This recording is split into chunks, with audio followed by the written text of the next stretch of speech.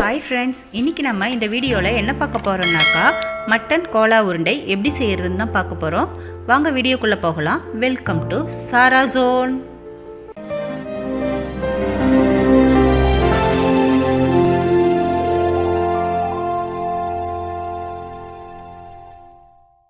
Mutton கோலா உருண்டை பண்ணுறதுக்கு நான் இப்போ ஒரு 250 கிராம் எலும்பில்லாத மட்டனாக எடுத்து வேக வச்சு அதை ஒரு மிக்சி ஜாரில் உதிரியாக அரைச்சி எடுத்து வச்சுருக்கேன்.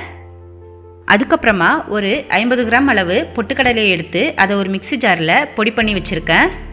அது கூடவே 2 வெங்காயம், ஒரு பச்சை மிளகா, கொஞ்சம் இஞ்சி பூண்டு விழுது, 1/2 ஸ்பூன் கரம் மசாலா, கொஞ்சம் கருவேப்பிலை, கொஞ்சம் சோம்பு எடுத்திருக்கேன். இப்போ ஒரு பாத்திரத்தில் வேக வச்சு அரைச்சி எடுத்த மட்டனை சேர்த்துக்கலாம். அது கூடவே பொடி பண்ணி வச்சிருக்க வெங்காயம்,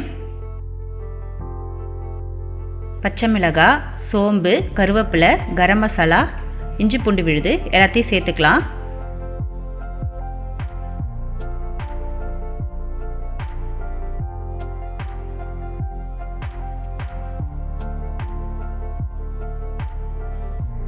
மிக்சியில் அரைச்சி எடுத்து வச்சிருக்க பொட்டுக்கடலை மாவை ஒரு 3 ஸ்பூன் சேர்த்துக்கலாம். தேவையான அளவு உப்பு சேர்த்து இது நல்லா பிசைஞ்சு விட்டுக்கலாம்.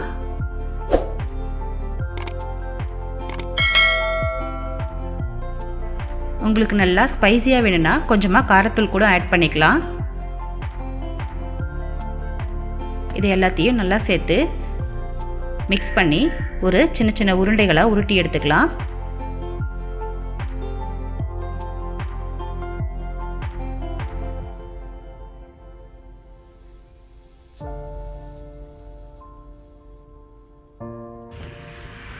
இப்போ ஒரு வாணல்ல எண்ணெயை சூடு பண்ணி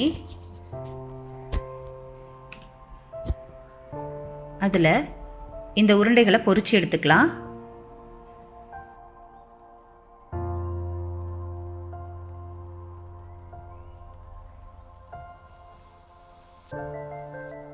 மிதமான தீயில பொரிச்சு எடுத்துக்கலாம். இது நல்லா செவந்து வந்ததுக்கப்புறமா திருப்பி விட்டு பொரிச்சு எடுத்துக்கலாம். இப்போ இது நல்லா வெந்துடுச்சு.